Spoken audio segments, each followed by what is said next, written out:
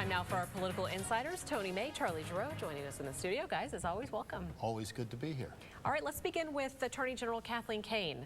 A former undercover agent has filed a defamation lawsuit against her, alleging that she made false statements about his role in a sting. Charlie, let's start with you. Another black eye for the Attorney General here. Yet another. This goes back to the famous case that she said was unprosecutable, which Seth Williams, the District Attorney of Philadelphia, picked up out of her hands and has now gotten convictions and guilty pleas on. This is an agent that she said had racial motives in bringing this case in the first place. What makes it so unusual is he's an African-American man. He's now suing her for defamation. This is just another hit to Attorney General Kane.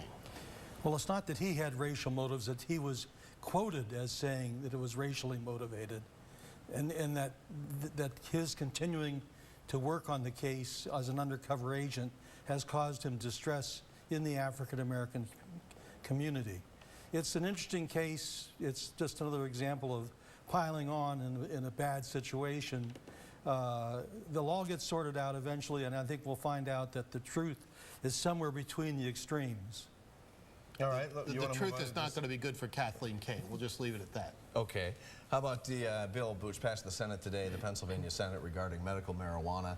They tried to hone this bill down because the big hurdle is going to be when it hits the House.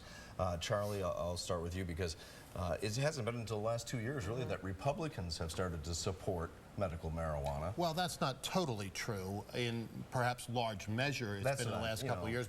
Bill Buckley was for the legalization of all forms of marijuana a couple of decades ago, but I think it was Tony May that led the charge here in calling for medical marijuana. Tony and I put a piece out together a couple of years ago saying it was the right thing to do. Polls show now that 88% of the people of Pennsylvania support medical marijuana. I mean, that's unbelievable. You can't get 88% of the people to agree on anything.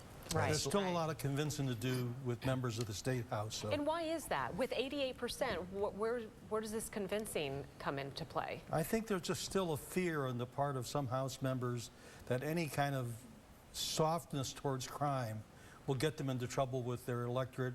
I think that will weaken or be absolved as more and more education goes on when you get the actual bill from the Senate before the House and it's reviewed.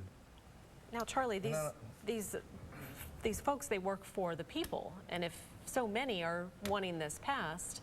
I think Tony's analysis is correct, but I think he's also right that as a little bit more contemplation is given to this and as voters let their voices be heard, I mean, 88% is overwhelming. I think there's going to be a drying up of the opposition. I mean, all prescription drugs have side effects and have risks involved with them, and I think this will stand up well when being compared to opioids. Well, this fight is also taking center stage, starting to take the stage, at least on the national level in Washington, D.C. So we'll see how that changes perceptions in every state as they tackle them.